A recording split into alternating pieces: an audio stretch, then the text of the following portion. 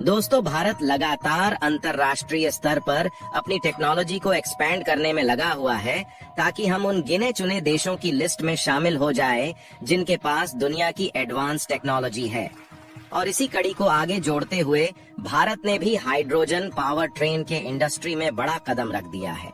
और जितनी तेजी से भारत के अंदर हाइड्रोजन ट्रेन के ऊपर काम किया जा रहा है, अगर जल्द से जल्द इन्हें लॉन्च कर दिया जाता है तो भारत यूरोप के बाद दुनिया का तीसरा देश बन जाएगा जो कमर्शियल लेवल पर हाइड्रोजन पावर को ऑपरेट करेगा।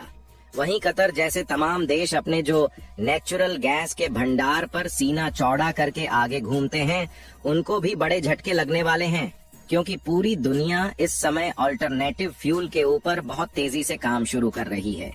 पूरी डेवलपमेंट क्या है, इस वीडियो में समझते हैं। भारत जिस तरह से कतर को सबक सिखा रहा है, उसके लिए इस वीडियो को एक लाइक जरूर करें। साथ ही इसी तरह और भी नॉलेजेबल वीडियो देखने के लिए चैनल को सब्सक्राइब जरूर कीजिएगा। जहां रिसेंटली रिपोर्ट के मुताबिक भारत की पहली हाइड्रोजन ट्रेन ऑपरेट करने के लिए ग्रीन एच इलेक्ट्रोलिसिस और मेधा सर्वो मिलकर हरियाणा में एक नए प्लान को सेटअप करेंगे, जहां पर स्पेशली हाइड्रोजन पावर ट्रेन को ही तैयार किया जाएगा। रिपोर्ट के मुताबिक green H electrolysis hydrogen industry और टेक्नोलॉजी की लीडिंग कंपनी मानी जाती है और इंडिया में इनकी पोजीशन इस समय सबसे टॉप पर है। S2B2 इलेक्ट्रोलिसिस क्लास, जो कि स्पेन की ऑर्गेनाइजेशन है, इसके साथ ज्वाइंट वेंचर करके और इसको बनाया गया है। जिसके बाद मेधा सर्वो और ग्रीन एच इलेक्ट्रोलिसिस मिलकर के भारत में इस बड़े प्रोजेक्ट की शुरुआत कर रहे हैं, जहां पर मेधा सर्वो स्पेशली ट्रेन्स को बनाने का काम करेगी, वहीं ग्रीन एच इन ट्रेन्स को पावर देने के लिए हाइड्रोजन स्टेशन सेटअप करेगी। हाइड्रोजन किस तरीके से स्टेशन तक पहुंचाई जाए और उसको बनाने के प्रोसेस क्या होंगे, ये सारे डिसीजन ग्रीन एच की तरफ से लिया जाएगा। वैसे देखा जाए तो दोनों ही कंपनियों ने बहुत तेजी से यहाँ पर काम करना शुरू किया है, क्योंकि भारत ग्रीन हाइड्रोजन को लेकर के बहुत एक्टिवली काम कर रहा है। रिसेंटली भारतीय रेलवे की तरफ से अनाउंसमेंट की गई थी कि भारतीय रेलवे में करीब 35 हाइड्रोजन पावर ट्रेन को ऑपरेट किया जाएगा और जिसकी पहली शुरुआत यहाँ से की जा रही है।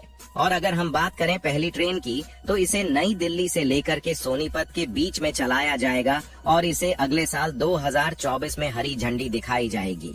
और ये प्रोजेक्ट कई फेजेस के अंदर किया जाएगा, जहां पहले फेज के अंदर ग्रीन एच करीब 1 मेगावाट के इलेक्ट्रोलाइजर्स प्लान सेटअप करेंगी।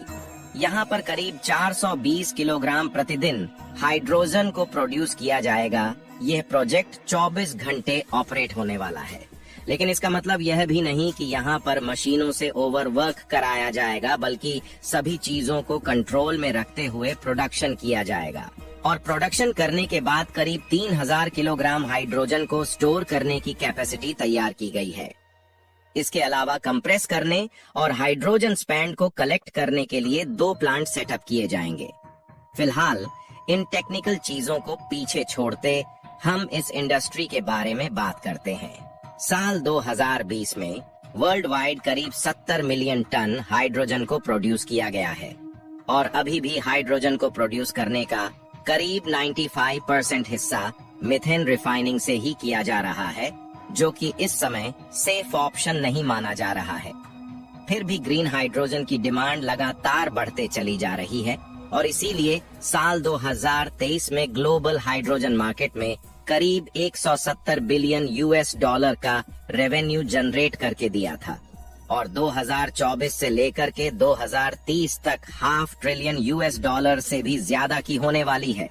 ऐसे में भारत पोटेंशियल रखता है, क्योंकि सिंगापुर और यूरोप जैसे देशों ने millions of ton hydrogen Bharat से इंपोर्ट करने की बात कही है। इसके अलावा सऊदी अरेबिया और UAE जैसे देश भारत से लगातार हाइड्रोजन की डील कर रहे हैं और रोल्स रॉयल और बोइंग जैसी बड़ी बड़ी एयरक्राफ्ट कंपनी ने भारत से हाइड्रोजन फ्यूल की डिमांड की है। यानी अब इसकी इतनी बड़ी ग्लोबल डिमांड है। इसके अलावा हमें डोमेस्टिक कंजप्शन को भी पूरा करना है। इसके अलावा हाइड्रोजन ट्रेन्स भी हम ऑपरेट कर रहे। इसके लिए हमें बड़े स्केल पर हाइड्रोजन जनरेट करने की जरूरत होगी और इसके ऊपर भी भारत बहुत तेजी से काम कर रहा है, क्योंकि हमारी जो ज्योग्राफी लोकेशन है वह एक ऐसी जगह पर है जहां पर साल के 365 दिन सूरज की धूप पहुंचती है, यानी कि हम सोलर से इलेक्ट्रिसिटी लेकर के ग्रीन फॉर्म में हाइड्रोजन प्रोड्यूस कर सकते हैं। दोस्तों, ये तो हो गई भारत के फायदे की बात, लेकिन इसके अलावा भारत को एक काफी बड़ा नुकसान होने जा रहा है, क्योंकि एथेनॉल के प्रोडक्शन में हम ब्राजील की बराबरी करने चले थे, लेकिन अब भारत ने इस रवैये से पीछे हटने का फैसला ले लिया है और एक काफी बुरी खबर सामने आ रही है। सरकार जल्द ही E20 फ्यूल पूरे भारत में लॉन्च करने वाली थी और पेट्रोल के इंपोर्ट बिल को कम करने के लिए इसे बड़ा कदम माना जा रहा था। लेकिन नई अपडेट के मुताबिक सरकार ने एथेनॉल के बढ़ रहे प्रोडक्शन पर ब्रेक लगाने का फैसला ले लिया है। रिपोर्ट के मुताबिक चीनी के प्रोडक्शन को बढ़ाने के लिए सरकार इथेनॉल के प्रोडक्शन को कम करने का फैसला सुना चुकी है, जिससे घरेलू बाजार में चीनी की सप्लाई को कम दामों पर रेगुलेट किया जा सके। भारत दुनिया का दूसरा सबसे बड़ा चीनी प्रोड्यूसर है, लेकिन अनुमान से कम बारिश होने की वजह से गन्ने की खेती पर बुरा असर पड़ा है, जिसकी वजह से डिमांड और सप्लाई के बीच एक बड़ा गैप खड़ा हो चुका है। दरअसल चीनी मिल्स इस एथेनॉल की सप्लाई पूरे देश में करती है और एथेनॉल बनाने के लिए शुगर के जूस और बी टाइप के हैवी मोलासेस का इस्तेमाल होता है। सरकार ने चीनी मिल्स को इन दोनों रॉ मटेरियल्स का इस्तेमाल करने से रोक दिया है। इसके बजाय एथेनॉल बनाने के लिए सी टाइप के मोलासेस इस्तेमाल करने के आदेश को दे दिए हैं। जानकारों का मानना है कि सरकार के इस कदम की वजह से कंपनी को भारी नुकसान हुआ है, जिन्होंने इथेनॉल के प्रोडक्शन के लिए अरबों रुपए निवेश कर दिए हैं। रिपोर्ट्स की माने तो चीनी के प्रोडक्शन में 8% की गिरावट आई है और इसकी वजह से भारतीय मार्केट में चीनी के रेट्स तेजी से बढ़ना शुरू हो चुके हैं। खैर, इसी बीच भारत के लिए ब्राजील से भी खुशखबरी आ चुकी है और ब्राजील भारत को इथेनॉल प्रोडक्शन की पूरी टेक्नोलॉजी देने को तैयार हो चुका है। देखिए, ऐसा नहीं है कि भारत में एथेनॉल प्रोड्यूस करने की टेक्नोलॉजी मौजूद नहीं है। यहाँ तक कि भारत एथेनॉल के एक्सपोर्ट पड़ोसी देशों को करना शुरू कर चुका है, लेकिन ब्राजील की एथेनॉल प्रोडक्शन टेक्नोलॉजी भारत से ज्यादा उन्नत और एफिशिएंट है।